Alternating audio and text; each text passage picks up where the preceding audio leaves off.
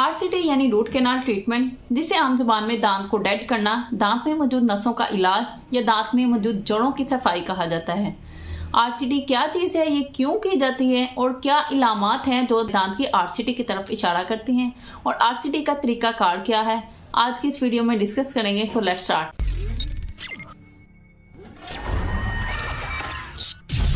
अस्सलाम वालेकुम व्यूअर्स, मेरा नाम डॉक्टर वर्दा अरशद है और मैं एक डेंटल सर्जन हूँ।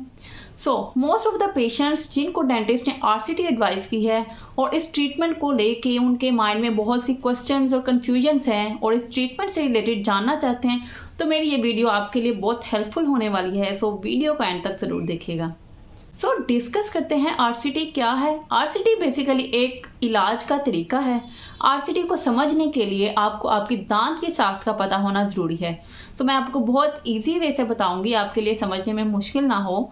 तो दांत की साख्त में दांत की 3 तहें होती हैं। जो सबसे बाहर वाली तह जो कि हमें नज़र आती है उसे हम इनेमल कहते हैं, जो हमारे जिस्म में मौजूद हड्डियों से भी ज़्यादा मजबूत होती है।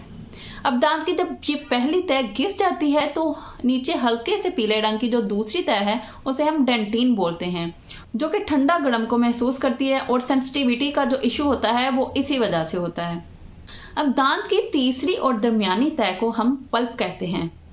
पल्प में खुराक की नालियां होती हैं जिन्हें हम पल्प कैनाल्स कहते हैं, जो कि दांत को खून फराहम करती हैं और खुराक का जरिया है। बेसिकली जो आरसीटी है वो जब हमारे पल्प के अंदर इन्फेक्शन हो जाता है उसको रिमूव करने के लिए की जाती है। जब दांत में कीड़ा लगता है, अगर तो वो इनेमल या डेंटिन यानी दांत की पहली 2 तहों तक महदूद है तो दांत की फिलिंग की जा सकती है। लेकिन अगर ये इन्फेक्शन या दांत का कीड़ा बढ़ता हुआ आपकी पल्प तक चला जाता है तो इस इन्फेक्शन को ख़त्म करने के लिए आरसीटी की जाती है, यानी रूट कैनाल ट्रीटमेंट। इसके लिए आपकी जो खून की नालियां हैं जिन्हें पल्प कैनाल्स बोलते हैं उनको रिमूव किया जाता है और आपकी जड़ों की सफाई की जाती है। इस तरह दांत को डेड किया जाता है। अब कौन सी अलामात है जिसकी वजह से डेंटिस्ट ने आपको आरसीटी एडवाइस की है? तो अनफॉर्चुनेटली हमारी सोसाइटी में, हमारी जो पॉपुलेशन में इतनी ही डेंटल अवेयरनेस है, जब आपके पास जो पेशेंट आएगा वो शदीद दर्द में ही आएगा, ऐसे नहीं आएगा। जब आरसीटी का मसला बन गया होगा तो ही आएगा। बहुत कम पेशेंट्स होते हैं जो कि कॉन्शियस होते हैं अपनी डेंटल हेल्थ से रिलेटेड और वो चेकअप करवाते हैं regularly, but most of the patients आपके पास सवियर पेन के साथ ही आएंगे। सबसे पहली जो इसकी सिम्टम होती है वो सवियर पेन यानी शदीद दर्द होता है, जो कि आपकी आँख, कान, सर और जबड़े तक जा सकता है। दूसरी अलामत, आपको अपने मुतासरा दांत में शदीद ठंडा गर्म महसूस होता है।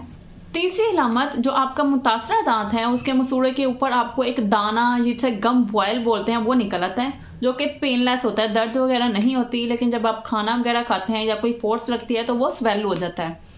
तो इसका मतलब है कि आपके दांत को आरसीटी की ज़रूरत है।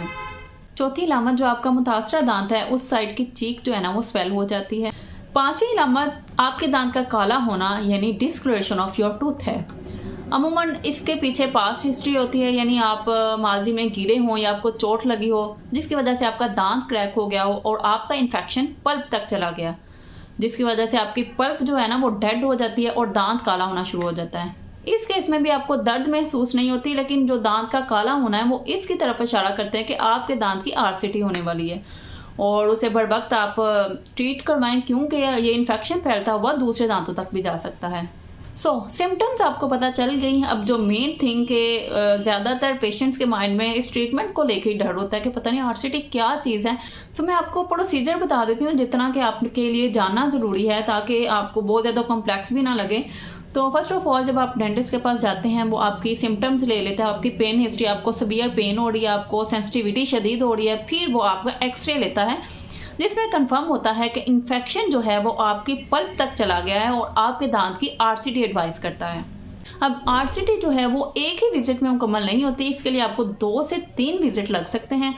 या अगर आपके दांत का इन्फेक्शन बहुत ज़्यादा है या आपके दांत का स्ट्रक्चर या उसकी साख्त कॉम्प्लेक्स है तो आपको 4 से 5 विजिट भी लग सकते हैं। पहले विजिट में वो आपको इंजेक्शन देते हैं जिससे आपका जो दांत है वो सुन्न हो जाता है और आपको दर्द का एहसास नहीं होता।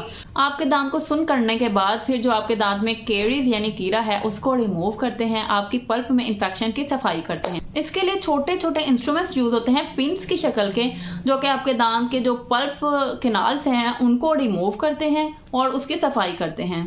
फिर मेडिसिन रखने के बाद आपके दांत की आरसी फिलिंग करके वो आपको घर भेज देते हैं। नेक्स्ट विजिट्स में भी ये प्रोसीजर होता है और जब आपका दांत पेन फ्री हो जाता है, कोई दर्द नहीं होती, देन उसकी फिलिंग करते हैं। तो सबसे पहले जो हमारे दांत की जड़ें हैं जिससे हमने खुराक की नालियों यानी पल्प कैनाल्स को रिमूव किया था, उनकी फिलिंग होती है। उसके लिए भी पिंस की शक्ल के फिलिंग मटेरियल होते हैं जो आपके दांत की जड़ों की फिलिंग करते हैं। उसके बाद आपके दांत के ऊपर वाले हिस्से यानी क्राउन की फिलिंग की जाती है। फिर अगर तो आपके दांत का स्ट्रक्चर इतना मजबूत है, अगर उसकी सारी दीवारें जो होती हैं दांत की, हर सरफेस उसकी सेफ है, तो आपका काम फिलिंग से हो जाएगा, आपको क्राउन करवाने की ज़रूरत नहीं है। लेकिन अगर आपके दांत का स्ट्रक्चर इतना स्ट्रॉन्ग नहीं है कि वो आपकी जो बाइटिंग फोर्स, जो आप खाना वगैरह खाते हैं उस फोर्स को बियर कर सके, तो हमें क्राउन की ज़रूरत होती है, ताकि आपकी जो कॉस्ट है जो RCT के लिए यूज़ हुई है वो सेफ़ हो और आपका दांत भी सेफ़ हो। So this was all about root canal treatment. एज ऑफ नो आपके लिए ये जानना ज़रूरी था कि रूट कैनाल ट्रीटमेंट क्या है। इस ट्रीटमेंट से रिलेटेड पेशेंट्स के माइंड में और भी बहुत से क्वेश्चंस और कन्फ्यूजन्स हैं जो कि मैं इंशाल्लाह अपने नेक्स्ट वीडियोस में डिस्कस करूँगी। So stay tuned with me for my more upcoming videos. Stay safe, stay healthy. अल्लाह हाफिज़।